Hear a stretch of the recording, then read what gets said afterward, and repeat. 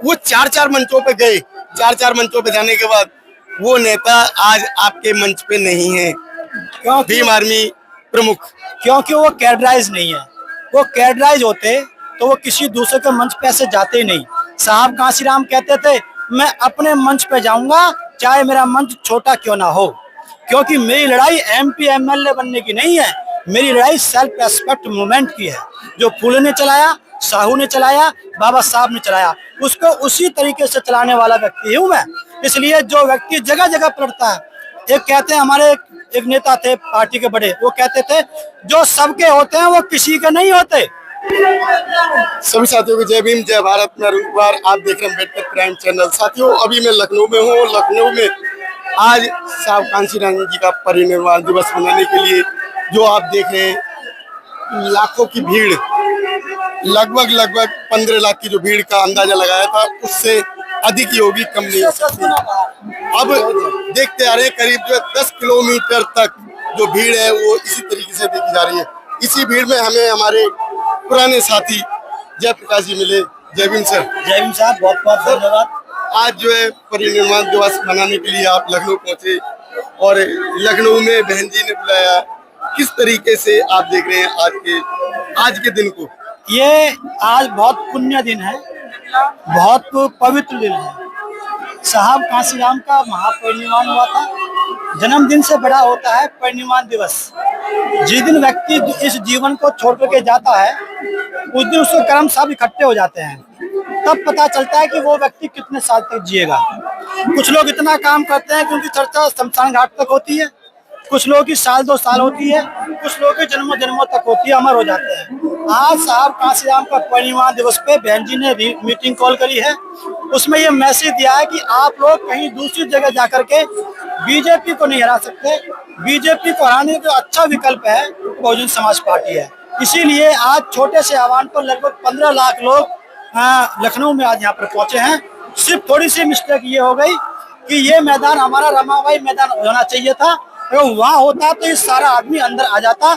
इससे 10 गुना आदमी बाहर यहाँ पर रोडों पर चल रहा है इस समय। तो ये जो चूक कैसे की? क्योंकि ये इस तरीके से व्यवस्थाएं नहीं होनी।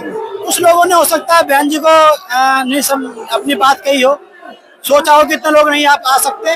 लेकिन अगर सब लोग, अगर ये मैदान में उसमें होता कार्यक्रम तो सब लोग अंदर होते, वो अपनी नेता बहन मायावती जी को देख पाते।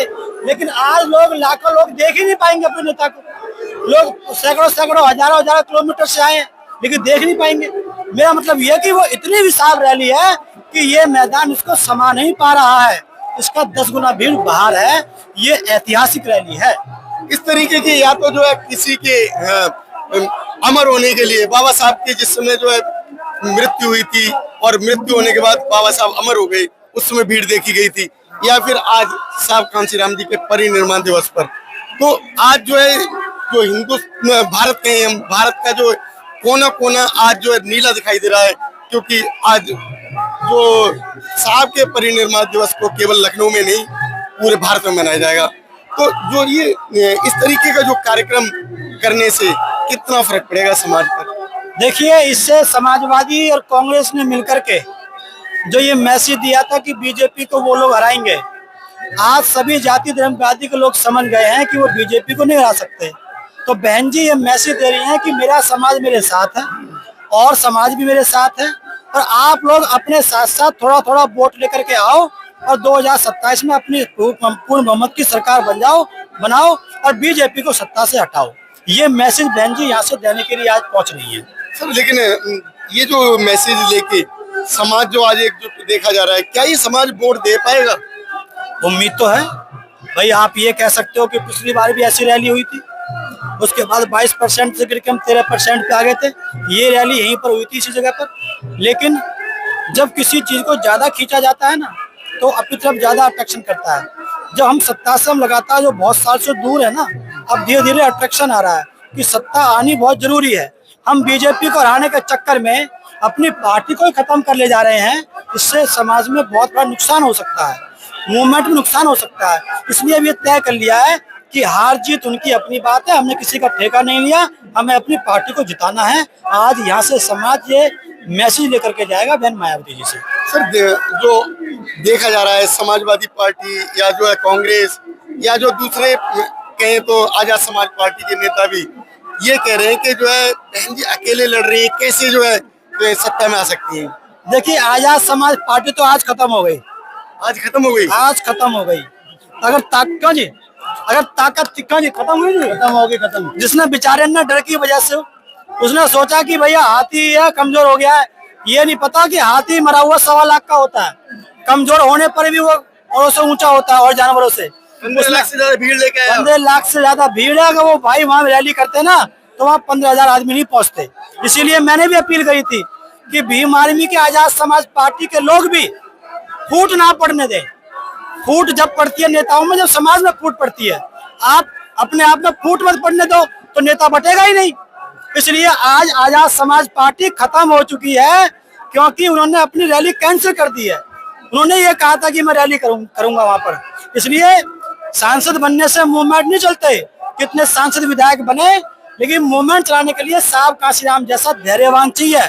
जो व्यक्ति जल्दीबाजी करेगा वो व्यक्ति समझो अपने बारे में सोच रहा है, समाज की उसे कोई चिंता नहीं। और जिसके अंदर धैर्य होगा समझो वो समाज के बारे में सोच रहा है, अपने बारे में नहीं सोच रहा। ये नियम होता है।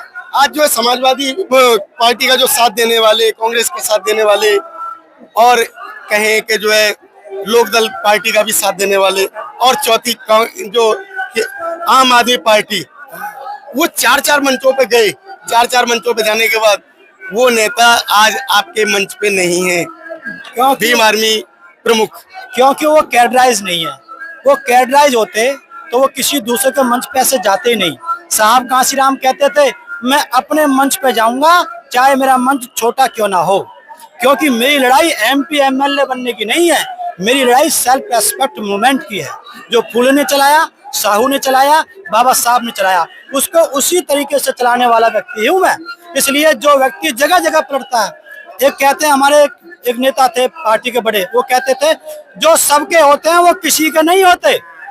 जो सभी के मंच पर चले गए उस पर कोई यकीन कैसे कर लेगा, नहीं। तो इसलिए उनको मेरा उनसे निवेदन है, अभी भी अपनी पार्टी का विलय कर दो, वरना 2027 के बाद ढूंढने से दिखाई नहीं देंगे। दूसरों के सपोर्ट से चलोगे आप, साहब कांशीराम कहते थे अपने पैरों पे खड़े होना है आपको, दूसरों की बैसाखी लेके नहीं चलना है। आप सोच रहे हो 2 सीट मुझे समाजवादी दे देगी, आप कह रहे हो 10 सीट दे देगी, कोई नहीं देगी।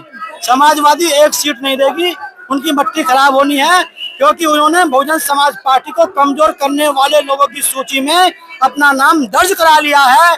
और जो बने बनाए घर को तोड़ता है उसे कभी समाज अपना नेतृत्व नहीं देता। वो तो ये कह रहे हैं हमने मायावती जी को खत्म कर दिया, BSP खत्म कर दिया। भैया डाटा पे आओ ना, 22% से BSP बेशक कमजोर हुई है, 12% पे आई, 9 पे आ गई बेशक, लेकिन जो निकला हुआ जो 13% वोट है ना, वो चंद्रशेखर के पास नहीं गया, वो आज वापिस आ रहा है। आज वापिस आएगा बसपा के पास। 22% हमारे पास में समझो आज मौजूद है।